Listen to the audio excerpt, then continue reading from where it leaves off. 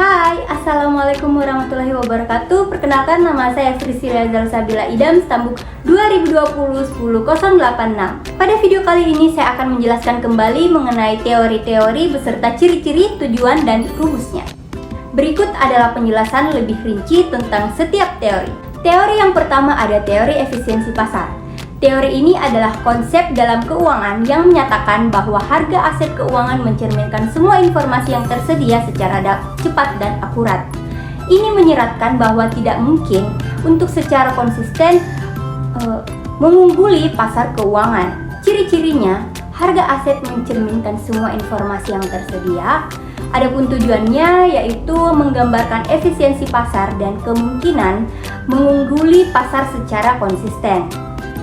Adapun rumusnya, tidak ada rumus spesifik, tetapi ide utamanya adalah bahwa harga aset mencerminkan informasi publik yang ada. Hal yang dianggap penting, data yang tepat waktu dan akses ke informasi publik.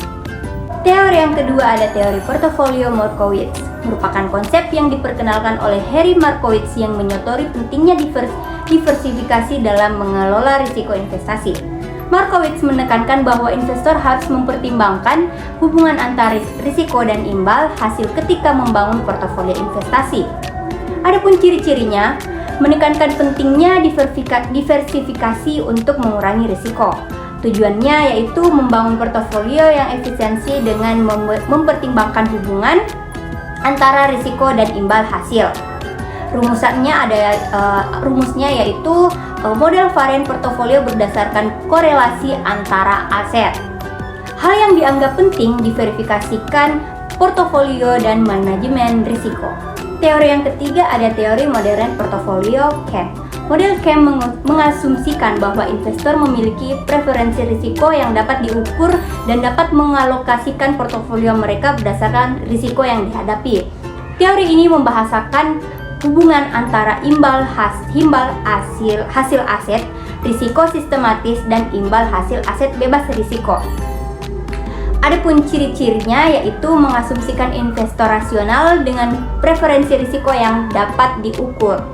Adapun tujuannya yaitu menentukan hubungan antara imbal hasil aset risiko sistematis dan imbal hasil aset bebas risiko. Berikut rumusnya. Maka hal yang dianggap penting, pengukuran risiko sistematis dan pengembalian asetnya. Teori yang keempat ada teori arbitrage pricing atau APT. Ini adalah model alternatif untuk CAM yang mengasumsikan bahwa pengembalian aset dapat dijelaskan oleh sejumlah variabel faktor risiko atau faktor makroekonomi. Adapun ciri-cirinya yaitu mengasumsikan bahwa pengembalian aset dapat dijelaskan oleh beberapa faktor risiko.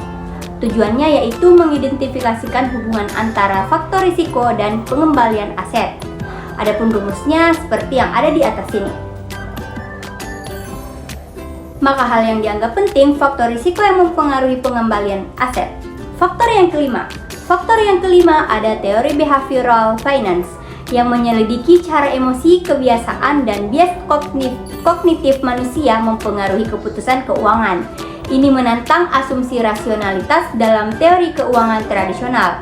Adapun ciri-cirinya yaitu mempelajari bagaimana faktor non-rasional mempengaruhi keputusan keuangan. Tujuannya yaitu mempelajari perilaku dan keputusan keuangan yang didorong oleh emosi dan bias kognitif. Adapun rumusnya tidak ada rumus khusus, tetapi melibatkan pemahaman psikologi dan dalam pengembalian keputusan keuangan. Nah, hal yang dianggap penting, psikologi perilaku dan bias kognitif dalam pengembalian keputusan keuangannya. Teori yang keenam ada teori nilai investasi atau value investing. Pendekatan investasi jangka panjang yang menekankan pada identifikasi saham yang diperdagangkan di bawah nilai intrinsiknya. Investor menggunakan analisis fundamental untuk menemukan saham yang dianggap undervalued.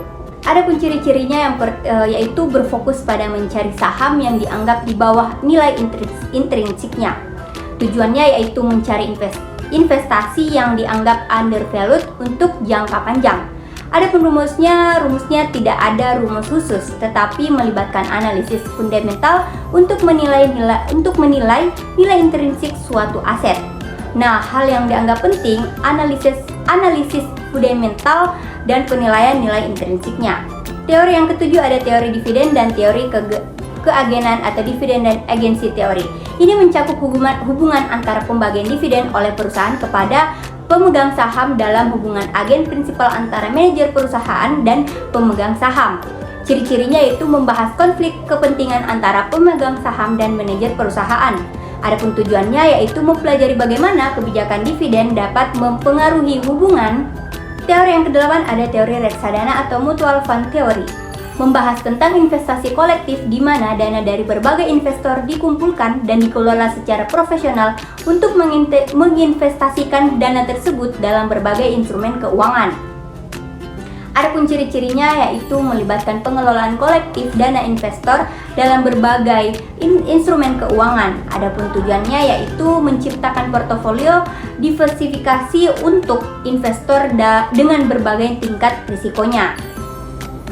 Adapun rumusnya, untuk teori ini tidak ada rumus spesifik, tetapi melibatkan pemahaman tentang diversifikasi dan alokasi asetnya. Nah, hal yang dianggap penting, diversifikasi portofolio dan manajemen risiko kolektifnya. Mungkin hanya ini yang bisa saya jelaskan kembali dan memaparkan kembali. Kurang dan lebihnya mohon dimaafkan. Assalamualaikum warahmatullahi wabarakatuh.